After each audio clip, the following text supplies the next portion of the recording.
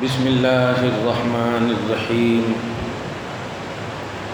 نحمده ونصلی ونسلم علی حبیبہ الکریم الامین العزیز الرؤوف الرحیم اما بعد فاعوذ باللہ من الشیطان الرجیم بسم اللہ الرحمن الرحیم اللہ ولی الذین آمنوا یخرجهم من الظلمات إلى النور والذین کفروا اولیاؤهم الطاغوت یخرجونهم من النور إلى الظلمات اولئک اصحاب النار هم فیها خالدون صدق اللہ العظیم۔ حصول برکت کے لیے درود شریف پڑھ لیجیے۔ اللہم صلی علی سیدنا و شفیعنا و حبیبنا و مولانا محمد معدن الجود والکرم وعلى آلہ الکرام ابنہ الکریم آلہ و اصحابہ وبارک وسلم صلی اللہ تعالی علیہ وسلم۔ سورہ بقرہ کی آیت نمبر 257 کا درس ہونے والا ہے 257۔ اللہ سبحانہ فرماتا ہے اللہ ولی الذین آمنوا، اللہ ایمان والوں کا مددگار ہے۔ یخرجہم من الظلمات الی النور، وہ اللہ ایمان والوں کو تاریکیوں سے اجالے کی طرف نکالتا ہے۔ دو چیز یہاں پر مومنوں کے لیے اللہ کی جانب سے انعاماتی پہلو ہیں۔ پہلی چیز، ایمان والوں کو پریشان نہیں ہونا چاہیے۔ ایمان والوں کا مخلوق نہیں خالق مددگار ہے، اور یہ وہ بات ہے کہ آپ خود سمجھ سکتے ہیں کہ ابھی اگر آپ کو ایم پی صاحب کا فون آ جائے، آپ ٹینشن مت لو، میں مددگار ہوں، ہو گیا۔ کتنی بھی تکلیف ہو، آپ کچھ تو سکون کی ضرور سانس لیں گے کہ ارے واہ، پاورفل نے میری مدد کا اعلان کر دیا ہے۔ تو مخلوق میں جتنے بھی پاورفل ہیں سب کو آپ ایک طرف کر دیجیے، بڑے سے بڑا سپر پاور ہے، وہ اعلان کر دے تو آپ کو سکون مل جاتا ہے۔ لیکن اس کا پیدا کرنے والا اگر خالق اعلان کر دے کہ اے مومنو میں تمہارا مددگار ہوں، تو اب بندہ مومن کو ٹینشن نہیں لینا چاہیے۔ آج خصوصاً ہندوستان کی سرزمین پہ جو حالات ہیں، صحیح ایمان والوں کے لیے سامنے شکلیں مختلف ہیں۔ یہ وہی حالات ہیں جن سے پہلے کہ مومنوں نے دیکھ کر کے اپنے آپ کو کامیابی کے منزل سے ہمکنار اس طرح کیا کہ ڈٹے رہے ایمان پر، قائم رہے عقیدے پر، چاہے وہ یزیدی ظلمت آئی ہو یا نمرودی ظلمت آئی ہو، فرعونی ظلمت آئی ہو، ان تمام ظلمتوں سے نکالنے کا وعدہ ایمان والوں سے اللہ یہ فرماتا ہے، اے ایمان والوں میں تمہارا مددگار ہوں، یخرجہم من الظلمات الی النور، میں تمام تاریکیوں سے، تمام ظلمتوں سے تمہیں نور کی طرف نکالوں گا، یہ میرا وعدہ ہے۔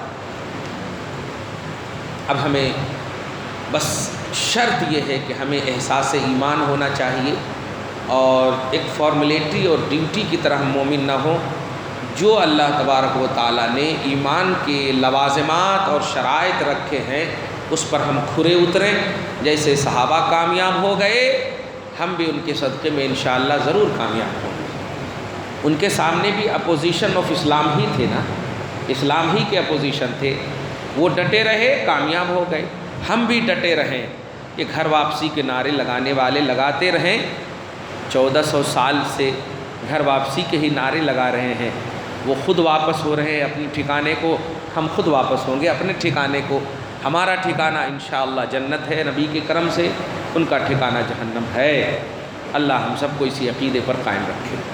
آگے اللہ سبحانہ فرماتا ہے والذین کفروا اولیاؤہم الطاغوت، اللہ ایمان والوں کا مددگار تاریکیوں سے نور کی طرف لائے گا، اور جو کافر ہیں ان کے مددگار شیاطین ہیں۔ کیوں ہے؟ کیونکہ آپ اچھے سے جانتے ہیں کہ اللہ سے لڑنے والا اگر ڈائریکٹ کوئی ہے تو وہ شیطان ہے، ابلیس ہے۔ آدم علیہ السلام کو سجدہ کرنے کے لیے جب اللہ نے کہا تو لڑ گیا تھا۔ بڑے سے بڑا شیطان اللہ سے نہیں لڑ سکا اور نہیں لڑنے کی جرأت کیا۔ ابلیس اللہ سے لڑنے کا ٹھان لیا کہ تو نے اسے مٹی سے پیدا کیا، مجھے آگ سے پیدا کیا، میں آگ ہوں، بلند ہوں، مٹی ہے، پستی ہے، اس طرح سے لڑائی کی، مخالفت کی۔ تو اب ظاہر ہے اللہ جس کا مددگار ہوگا، اللہ کا اپوزیشن اس کا مددگار نہیں ہو سکتا۔ تو اللہ کے جو دشمن ہوں گے ان کے مددگار اللہ کا دشمن ہی ہوگا، اور اللہ کا دشمن ابلیس شیطان ہے۔ تو اللہ پاک نے گویا فیصلہ کر دیا کہ ایمان والوں کا مددگار میں ہوں، یہیں سے سمجھ جاؤ کہ کافروں کا مددگار شیطان ہے، کافروں کا مددگار شیطان ہے، اللہ پاک نے کہہ دیا۔ لیکن بس فرق یہ ہے کہ ہمیں اللہ یعنی ایمان والوں کو اللہ ہر طرح کی تاریکیوں سے روشنی کی طرف لاتا ہے، اور کافروں کو ان کا جو مددگار شیاطین ہے وہ یخرجونہم من النور الی الظلمات، وہ نور سے، روشنی سے تاریکیوں کی طرف لاتا ہے۔ آپ ذرا سا بھی اگر سیاست پر تھوڑی سی بھی اگر حکومتیں وقت پر وقت کی حکومت اور سیاسی رساکشی پر تھوڑی سی بھی اگر آپ بیک گراؤنڈ کے حوالے سے علم رکھتے ہوں گے تو آج جتنے بھی لوگ ہمارے حکمراں ہیں سب کرپٹ ہیں، ہے کہ نہیں؟ اور ہمارے حکمراں کو آپ دیکھ لیجئے، حضرت اورنگزیب کا مسئلہ ہو، شاہ جہاں کا مسئلہ ہو، عدل اور انصاف خدا کی قسم جو انہوں نے کیے ہیں، تاریخ بند ہی نہیں سکتی، تاریخ بند ہو گئی۔ ایک بھی ایسا فساد مچا دو، خاص طور سے ان کے پیریڈ میں، ان کے مقام پر تو اور بھی خاص طور سے ایسی حفاظت، ایسی نگرانی، ایسا پرسکون ماحول۔ لیکن آج دیکھیے یہ کیوں ایسا ہو رہا ہے؟ کیونکہ ان کے مددگار شیاطین ہیں اور ان کا مددگار اللہ تھا، اور اللہ تعالیٰ کبھی بربادی اور فساد کو پسند نہیں کرتا۔ آج پورے ملک میں فساد، پورے ملک میں دہشت کا ماحول، خوف ہراس کا ماحول کیوں قائم ہے؟ سب کا وکاس، سب کا ساتھ، یہی ہے نعرہ۔ ارے سب سکون سے اگر جیتے تب نہ وکاس ہوتا۔ یہ کیسا ہے؟ تم جس راستر کے، جس ضلع کے وزارت کا عہدہ سنبھالے ہوئے ہو، اس ضلع میں ظلم و بربریت کے خون بہہ رہے ہیں۔ آج گورکھپور میں، مظفرپور میں کیا ہو رہا ہے آپ دیکھ رہے ہیں۔ بس افسوس کے ساتھ کہنا پڑ رہا ہے، اور ہم ایک یقین کے ساتھ زندگی گزارنے کے لیے مکمل طور سے تیار ہیں کہ ہمارا مددگار اللہ ہے۔ لیکن اگر حاکم اور حکمراں ظالم ہو جائے تو ان کا مددگار اللہ کا اپوزیشن دشمن ہے۔ اور یاد رکھیے گا، ابلیس کو اللہ تعالیٰ نے قیامت تک کے لیے پاور دیا ہے، مرنے سے پہلے تک کے لیے پاور دیا ہے۔ بعض بعد الموت تک کے لیے نہیں مانگا تو بعض بعد الموت کا بھی بتا، مرنے کے بعد تک کا پاور دے، مرنے کے بعد تک کا پاور دے، اور مرنے کے بعد تک کا پاور دے دیتا تو یہ مرتا ہی نہیں۔ اس لیے اللہ نے کہا نہیں، مرنے سے پہلے تک کا پاور دیتا ہوں۔ انذرنی الی یوم یبعثون، کا نہیں، انک من المنذرین الی یوم الوقت المعلوم، جب ساری دنیا فنا ہوگی تجھے بھی فنا کروں گا، اتنے دن تک کا تجھے مہلت ہے۔ دیکھیے اللہ پاک نے مہلت دیا ہے، اسے بھی طاقت دیا ہے، پاور دیا ہے، تو یہ بھی تو مددگار ہیں، یہ بھی تو مدد کریں گے۔ اللہ کے بندو، ظلم اور تکلیف سہنا یہ اللہ کی مدد کو دعوت دینا ہے۔ آپ صبر اور سلامتی اور صلات سے مدد لیجئے، انشاءاللہ اللہ آپ کی ضرور مدد کرے گا، اور مدد تو کر رہا ہے اور اظہار مدد بھی فرمائے گا انشاءاللہ عز و جل، ضرور اللہ تعالیٰ مدد کرے گا۔ اللہ پاک فرماتا ہے جو کافر ہیں ان کے مددگار سرکش شیاطین ہیں، یخرجونہم من النور الی الظلمات، وہ شیاطین کافروں کو نور سے ظلمتوں کی طرف نکالتے ہیں، انہیں صحیح راستہ نہیں بتاتے۔ جو تم کر رہے ہو وہی صحیح ہے، باپ بھی ناچ رہا ہے، بیٹی بھی ناچ رہی ہے، بہو بھی ناچ رہی ہے، شوہر بھی ناچ رہے ہیں، سب ناچ رہے ہیں، یہی صحیح ہے۔ آپ ان کی شادیوں میں دیکھیے سب ناچ رہے ہیں، سب ٹھمکے لگا رہے ہیں، شیطان کہتا یہی صحیح ہے، یہی آزادی ہے۔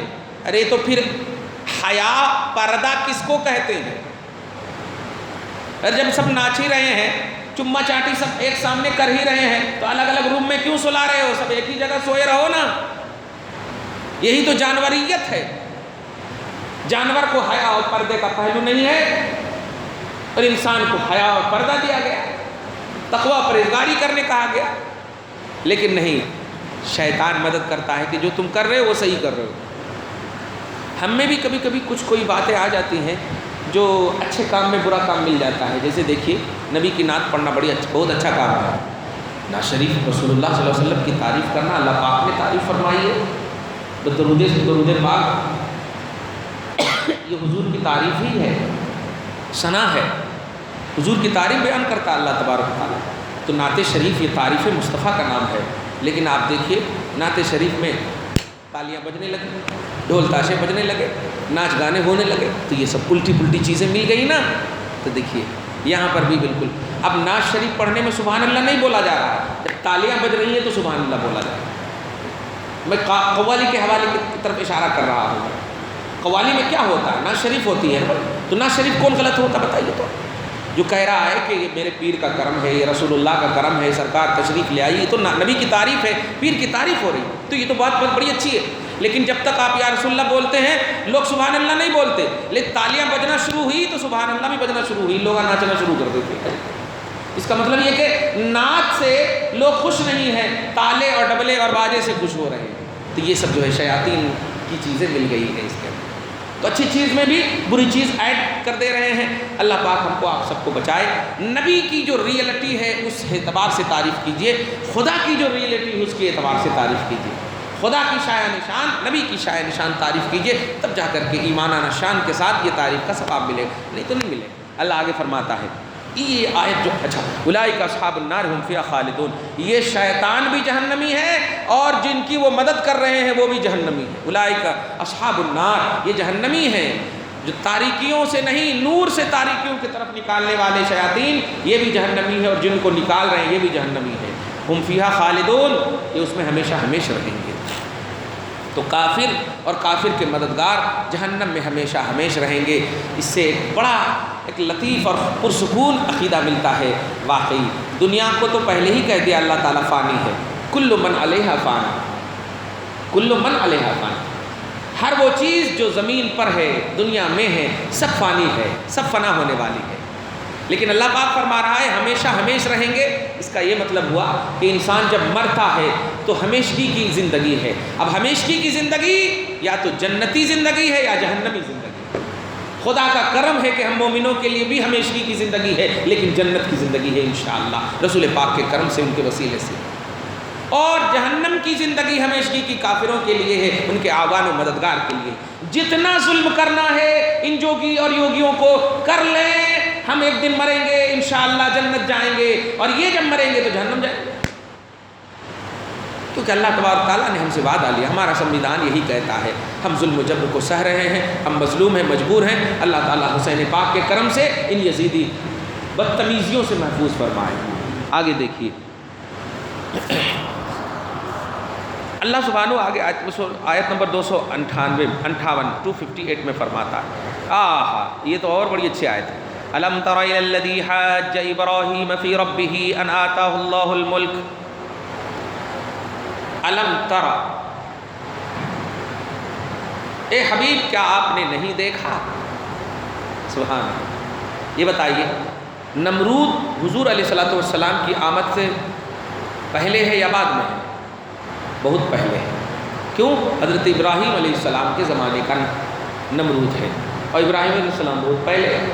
حضور تو سب سے آخر میں تشریف لائے حضرت عیسیٰ کے بعد. تو بہت پہلے کی بات ہے. لیکن اللہ قرآن میں کہتا ہے حبیبی آپ نے نہیں دیکھا.